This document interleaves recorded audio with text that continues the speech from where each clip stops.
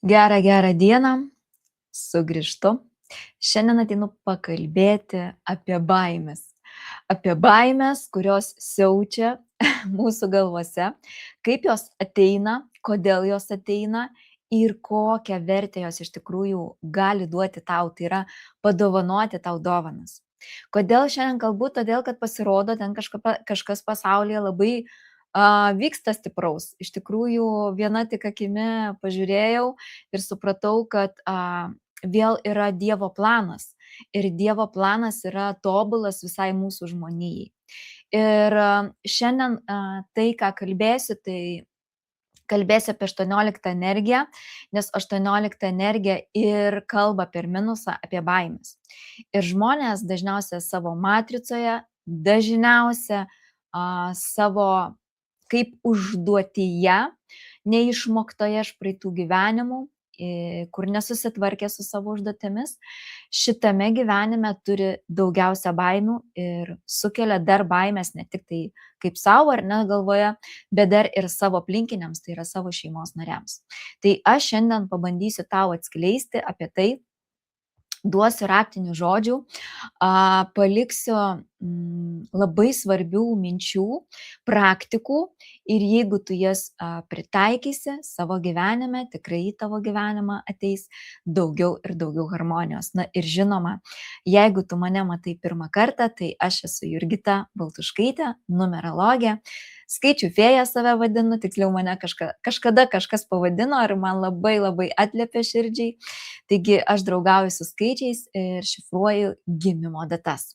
Ir tikrai sutikti žmonės, paliestos jų gyvenimų istorijos, kartais netgi galėtų ir mane išvesti iš proto ir galėčiau patikėti, kad tikrai taip vyksta. Bet iš tikrųjų, kadangi galima stotis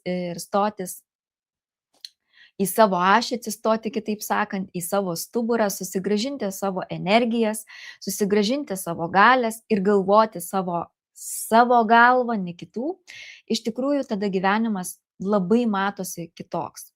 Ir skaičius 18, jeigu yra tavo gimimo datoj, tai gimė 18 dieną, arba kažkur lentelėje yra 18, tikrai aš tau paliksiu nuorodą, tu galėsi susivesti savo gimimo datą ir pasižiūrėti.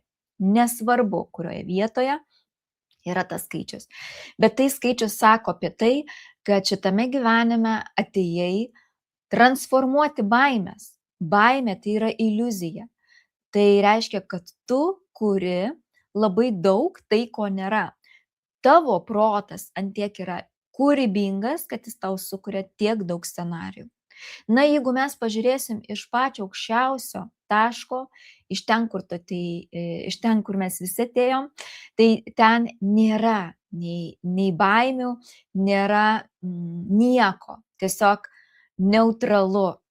Ir čia atėjimas į žemę iš tikrųjų sieloms įdomus tai, kad jos nori patirti visas šitas emocijas. Bet kas įdomiausia, kad tame žaidime dalyvauname ne tik savo kampelyje, ar ne, mieste, rajone, savo gyvenvietėje kažkokioj kaimelyje, na mes vis tiek matom informaciją ir per televizorių, girdime per radiją. Tai reiškia, vis tiek kažkiek liečia ir mus. Bet kaip aš visada kartoju savo klientams, na argi įmanoma išgelbėti kitą, jeigu tu pats esi pelkėje? Ar galima padėti kitam, jeigu tu pats esi toje pelkėje, dumble, tame iliuzijų pasaulyje, kuriame tiek daug negatyvių minčių?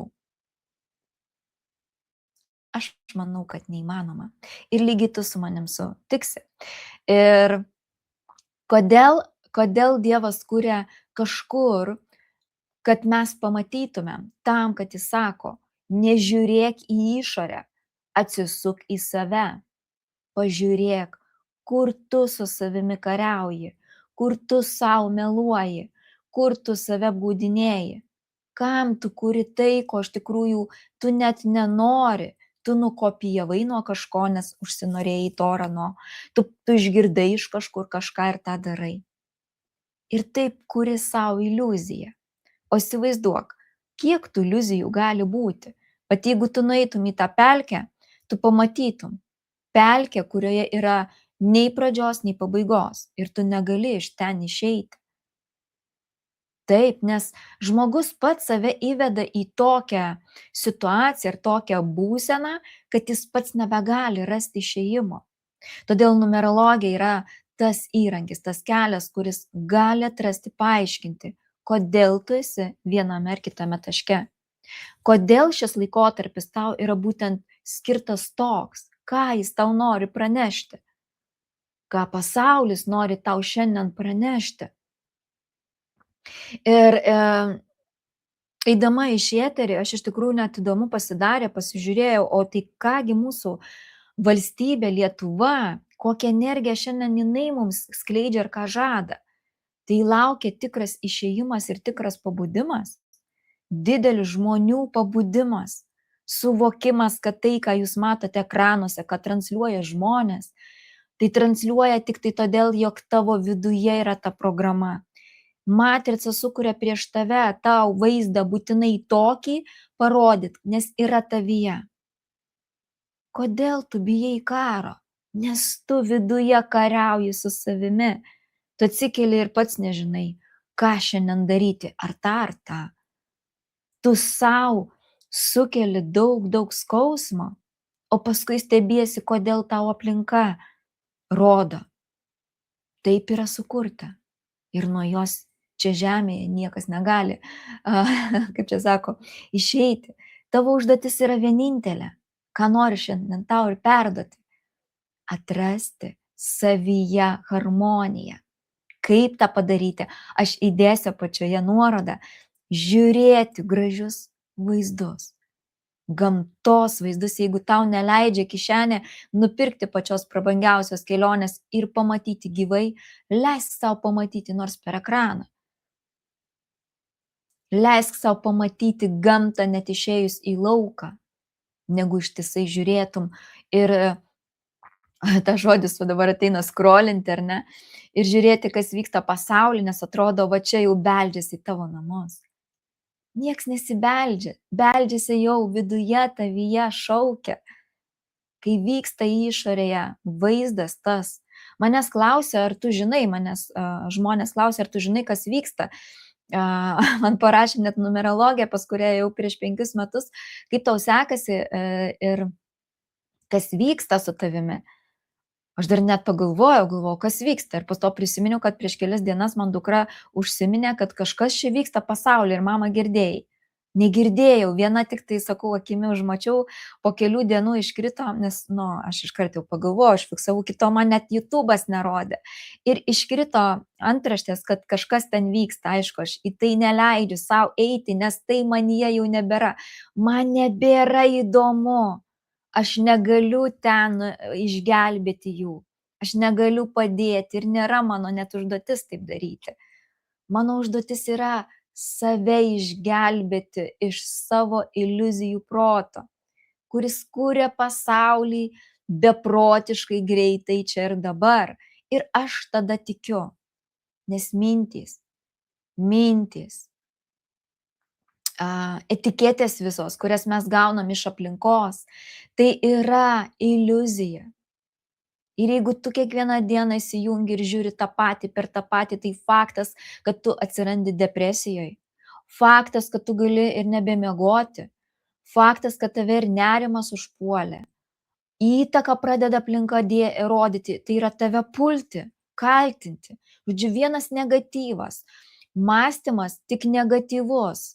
Net nebejauti, kad galėtum ir netgi kitaip mąstyti, kad galėtum gyventi be pykčio, nuoskaudų, pretenzijų. Bet čia labai nerimasi tą depresinę būseną. Ir aš tau pasakysiu, ši būsena sukūrei tu arba pats ar niekas kitas. Tai yra niekas kitas už tave tai nepadarė. Tik tai tu. Ir ta būsena, aišku, gali būti tokia stipri minusė, kad iki šizofrenijos, kad atrodo ateis ir kažkas tave paims, arba dar kažką tai padarys. Todėl nenuostabu, kad žmonės išprotėja, tenka vežti gydyti juos įvairiausiais būdais, kažkas tai vyksta pas aiškiaregius, gyduolius, Ir tikrai žinau, viskas su tuo yra gerai, kur būgnais, dainomis pagal Mėnulio fazes valo iš žmogaus visus demonus. Yra netgi kunigai, aš kai dirbau mokykloje, man viena nuostabi moteris pasakojo, kad yra kunigas Lietuvoje, kuris atvažiuoja ir išvalo iš žmonių demonus. Ir tuo metu aš taip klausiau ir galvojau, wow, kaip stipru. Tai va, tai tik tai todėl, kad šita energija 18, jinai yra tokiam dideliam minuse, kad nuo jos pabėgti vienam yra labai sudėtinga. Kas tada atsitinka? Atsitinka tai, kad žmogus pradeda depresuoti ir jam nori slopintis. Tai atsiranda ir alkoholis, ir rūkymas, ir persivalgymai, ir visokiausias priklausomybės, kad tik nepažiūrėti į save, kad tik neišgirsti, ko mano širdis nori, va, jinai geriau įjungs tą kraną ir žiūrės ir kurs savo baimės. Ir dar perduos kitiems, nes sakys, ar tu žinai, ar ten vyksta. Ir va čia yra labai svarbus momentas. Jeigu tavęs asmeniškai tai neliečia ir su tavo vidumi yra gerai, netgi tie žmonės, kurie tau bandys kažką sakyti, jie supras, kad tau neįdomu. Jie pajaus tas ribas, kad tavyje tai neveikia, kad tavyje nebėra tos energijos, šizofrenijos. Nes kažkada dar senai girdėjau, kad iš tikrųjų labai bus daug klaidingos informacijos internetu ir galvoju, kaip taip gali būti. Tai negi žmonės sąmoningai skleis informaciją. Tai aš šiandien galiu teikti labai labai paprastai. Tai yra grina tiesa.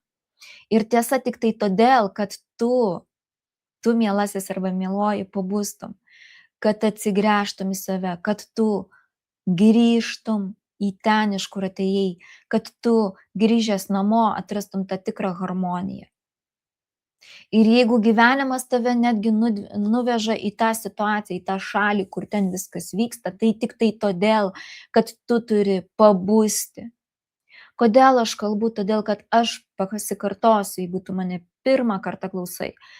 Žmonės gali būdinti įvairiausiais būdais. Per artimojo mirtį, per katastrofą.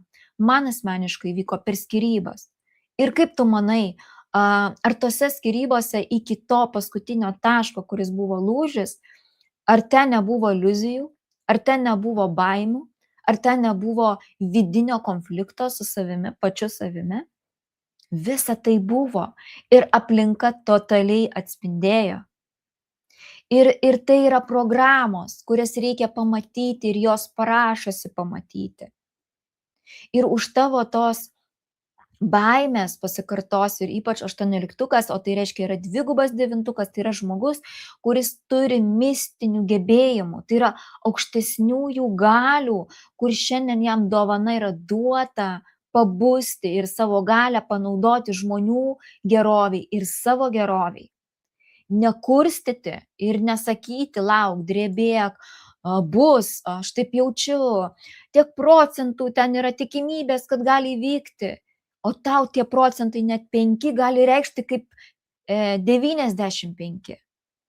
Todėl tu turi suprasti ir patikėti, kad už tavo vidinės tos baimės ir tos pelkės yra tavo didžiausios dovanos.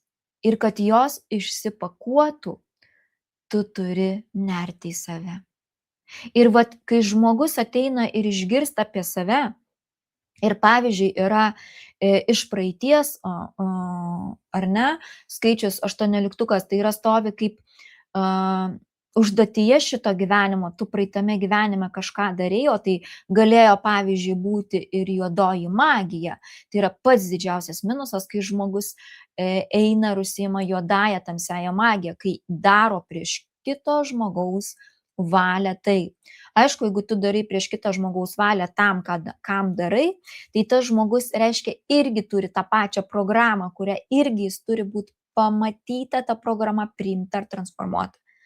Mūsų susitikimo metu, konsultacijoje, gyvai aš apie tai papasakoju ir duodu netgi video medžiagą, kaip pačiam paskui dirbti su tuo. Nes kodėl? Nes gyvenimas visada tave ves į pamatymą savo šešėlių, savo tų vadinamų velniukų, kurių dažniausiai niekas nenori pripažinti ir sakyti, kad taip nėra. Ir va čia va tas minusas 18 yra toks fantazinis, kad pavyzdžiui, gali iškraipyti realų vaizdą. Ir aš drįsčiau sakyti, kad netgi ir pati žaidžiau tą žaidimą, kad santykyje, na pavyzdžiui, kai tu ar ne turi tą programą ir jos nenori pamatyti, kaip taisyklė ateina draugės, draugai, išgirsti video ir sako, ar ne, tavo partneris gali būti neištikimas. Ir tu pradedi galvoti, iš tikrųjų, gal jis yra neištikimas, galbūt iš tikrųjų tavo vaikas yra ne toks, kokį tu ar ne susikūrei savo vaizduotę ir pradedi apie jį galvoti pačiais blogiausiais būdais. Ir kaip taisyklė tas žmogus pradeda taip elgtis. Nes tu sutelki dėmesį į tą tašką, į tą problemą ir ją kaskart didini ir didini. Ir jeigu tu šiandien bijai karo, kuris vyksta kažkur, tai reiškia, tu jį tuoj sukursi savo gyvenime. Kokio masto? Neįsivaizduoju.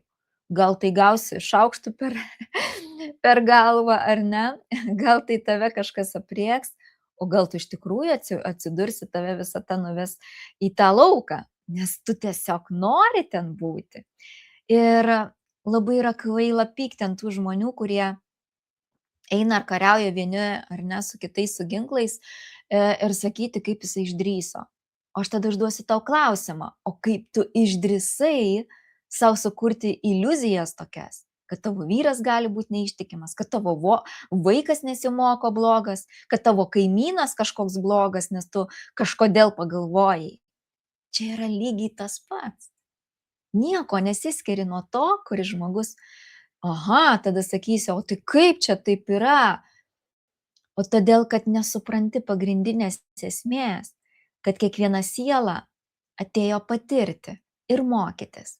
Ir pavyzdžiui, ir ta siela atsidūrusi tame lauke, jinai kažkurio momentu gali jau suvokti, kad jinai galėjo priimti sprendimą kitokį, kad jinai galėjo kažką padaryti kitaip, bet tuo metu priėmė tą ir tą sprendimą.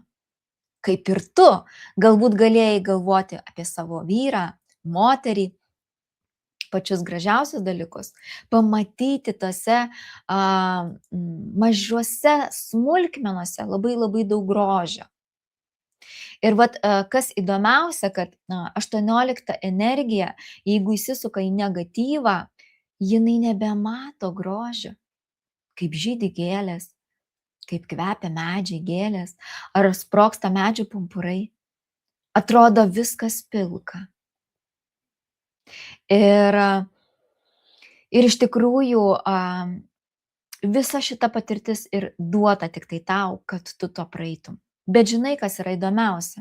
Jeigu tu atsirandi pas tinkamą žmogų, išmintingą žmogų, arba žmogų kaip aš, kuris turi įrankį ir gali tau papasakoti, o kągi daryti, kad šita energija, ar ne, labai stipri, beje, kodėl jinai stipri ir kodėl tiek daug sukuria iliuzijų ir fantazijų ir daug baimės įneša, ne? Netgi gali iki kūno drebėjimų, iki ligų įvairiausių. Tai tik tai todėl, jog tu suprastum, kad tu turi Dievo dovaną. Savo minčių pagalba sukurti viską, kas gražu. Transformuoti tai, kas tau nebepatinka, į pliusą. Ir žinoma, tai reikia įrankių, tai reikia, ar galima iškepti blyną, nežinant recepto. Vis tiek kažko nepridėsim, kažkas atsitiks, galbūt iškeps, bet ne tokio skonio, kokio tu įsivaizdavai.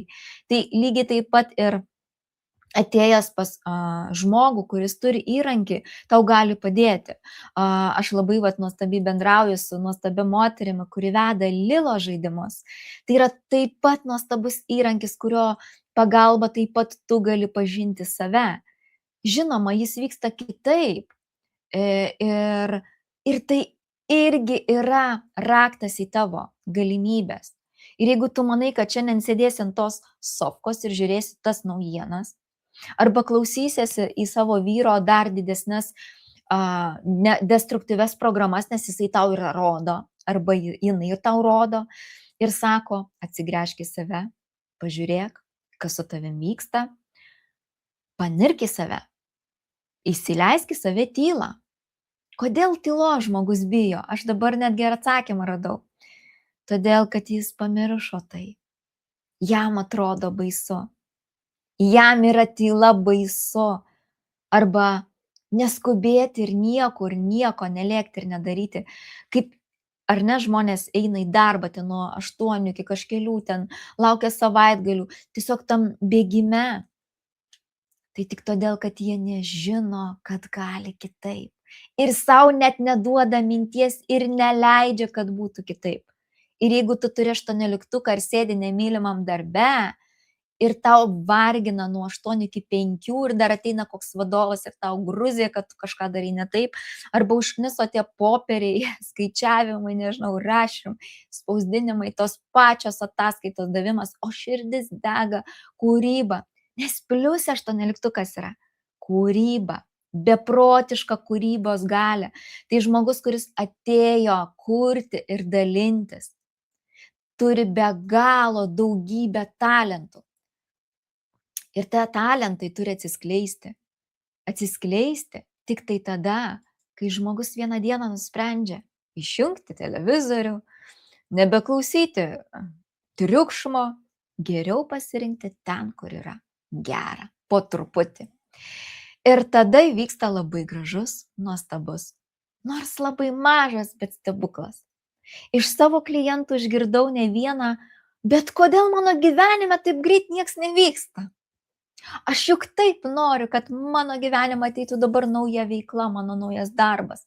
O kaip gali viskas greitai taip įvykti, jeigu tavo galvoje visa dar pelkė neišvalyta? Ar tu įsivaizduoji, kad 40 metų tą pelkę lipdai ir staiga per vieną dieną tu nori ją kaip auksinį kiaušinį padaryti, blizgantį, šviečiantį? Tai neįmanoma.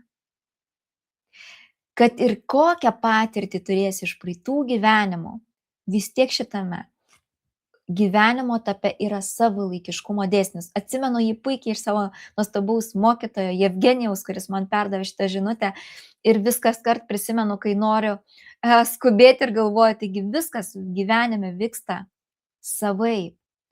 Ir tai nereiškia, kad jeigu mano pažįstamui pasisekė iki 25-30 metų sukurti savo verslą, atidaryti sąskaitą bankėje su milijonu ar neskaičiukų užrašytų skaičiai, tai nereiškia, kad aš negaliu to padaryti. Yra svarbiausias momentas išeiti iš tos pelkės, surasti tą žmogų, kuris turi ryšį su kūrėjo, tai yra su gryna sąmonė, tai yra su gryna tiesa ir jo energijose būnant atverti savo dar platesnį gyvenimą. Tai reiškia pamatyti gyvenimą kitokį. Duosiu pavyzdį. Daugybę metų nebežiūriu televizoriaus. Na ir kadangi pas tėvus apsilankau, užsukant, aš visada kartais matau, kad jie žiūri kažką. Na ir galvoju, pažiūrėsiu vieną kartą, o kasgi ten vyksta. Ir įsivaizduojat, kai aš žiūriu į tą ekraną, man toks buvo jausmas, bet toks nuoširdus, grynas jausmas, kad aš žiūriu, kaip spektaklyje vaidina prezidentas, premjerė, politikai. Na, teko turbūt ar ne būti gyvam spektaklyje, kur žmonės tikrai vaidina, turi savo rolę ir taip toliau. Ir tuo metu aš nesupratau, galvoju, kodėl man toks jausmas įdomus.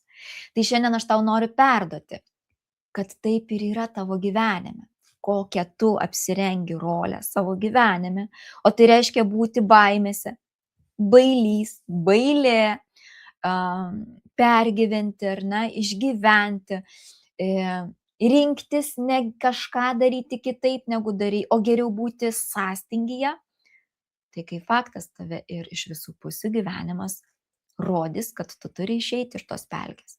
Bels ir bels į tavo sieną ir kartos. Ir kaip taisyklė, ateis ir specialistai. Kaip tik tu gali ir pamatyti, pavyzdžiui, šitą video ir pajausti.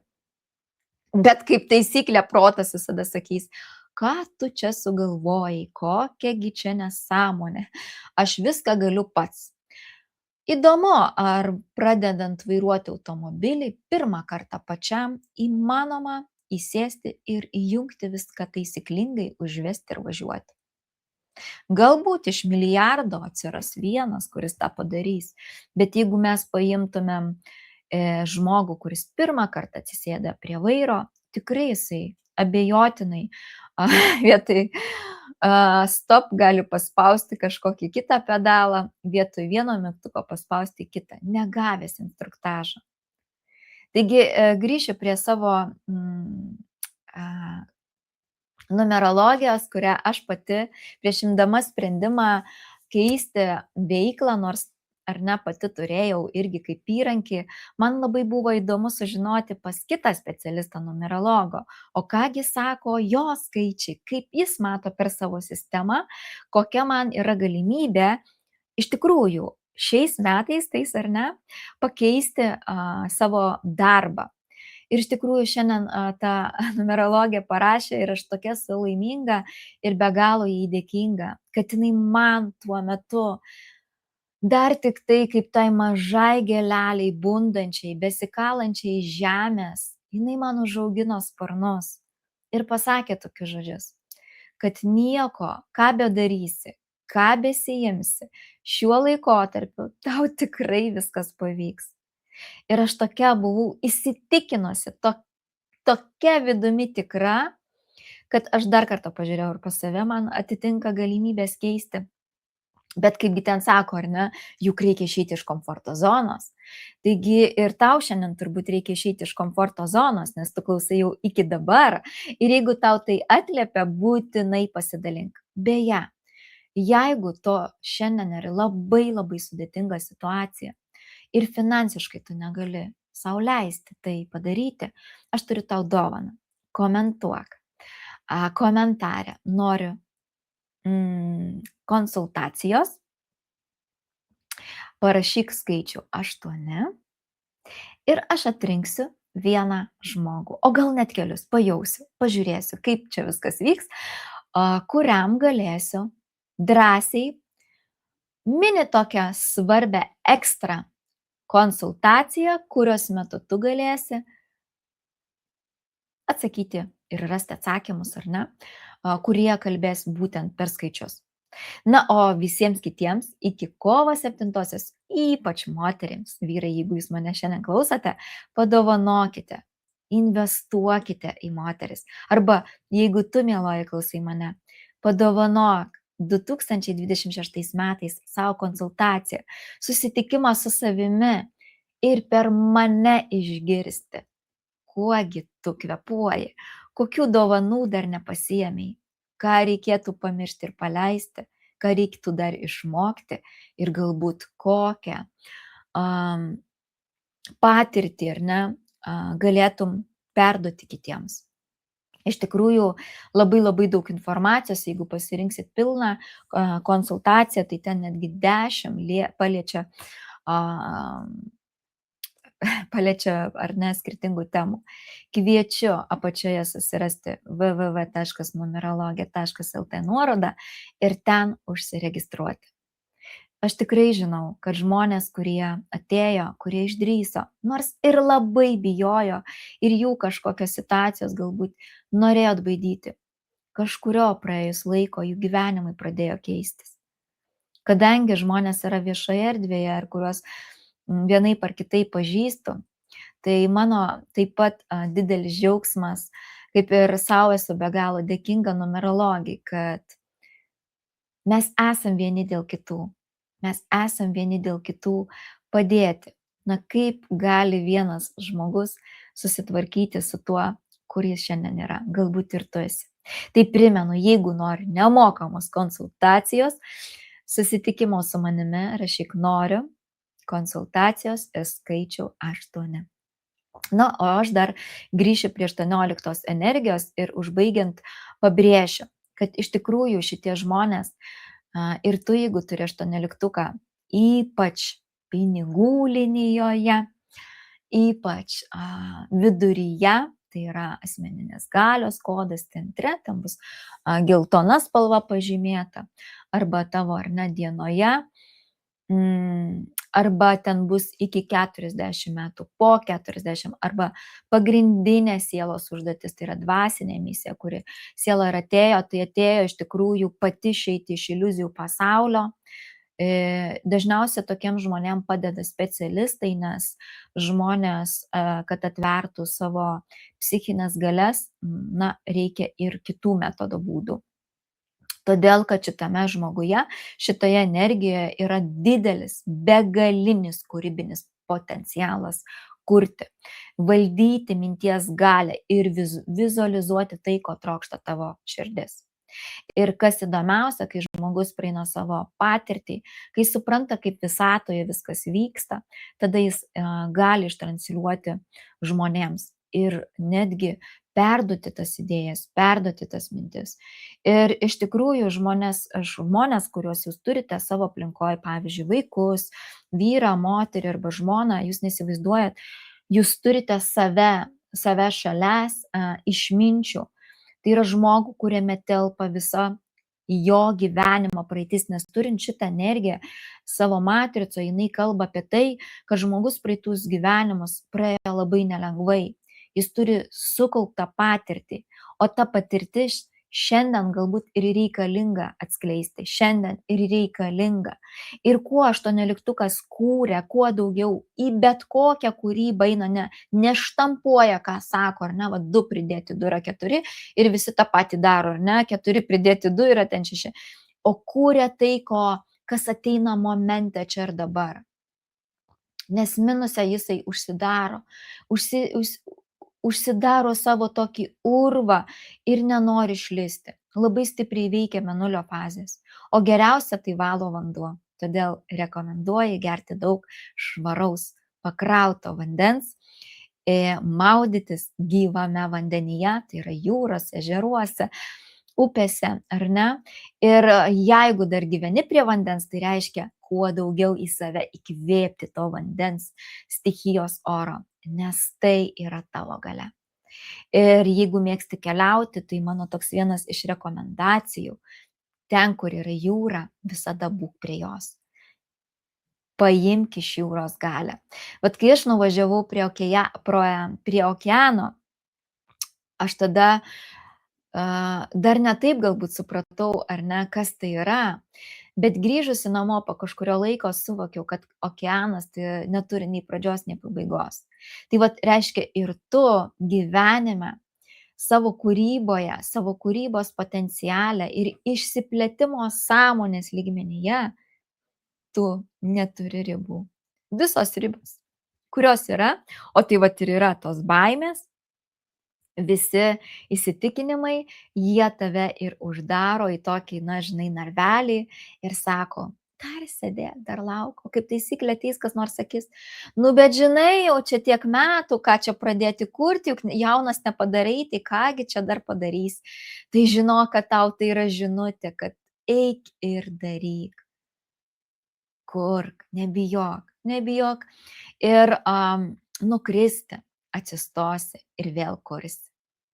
Ir supras, kad jeigu pas tave mintys švarios, tavo krane nebėra karo, tavo krane nebėra baimių, tu gyveni ir žinai, kad Dievas visada tavim rūpinasi. Dievas yra tavyje, su tavimi ir visada tau padės. Jeigu neturi tikėjimo ir tiki tomis baimėmis, tai sveikinu, taip ir bus. Visada yra gyvenime pasirinkimai. Ir netgi sakyčiau ne 2, o daug pasirinkimų. Todėl prisijimk atsakomybę, pasirinkdamas bet kokį sprendimą. Na, o žinoma, skaičiai atsako visus klausimus, parodo gyvenimo kryptį. Na, o aš kaip esu ta laidininkė, įkvėpėja vadinu dar save, padedu žmonėms siekti savo svajonių, siekti naujų galimybių ir pagaliau nustoti gyventi kitų gyvenimus, pagaliau gyventi savo tikrą, autentišką gyvenimą ir stiprinti savo stuburą. Apie tai dalinuosi konsultacijos metu.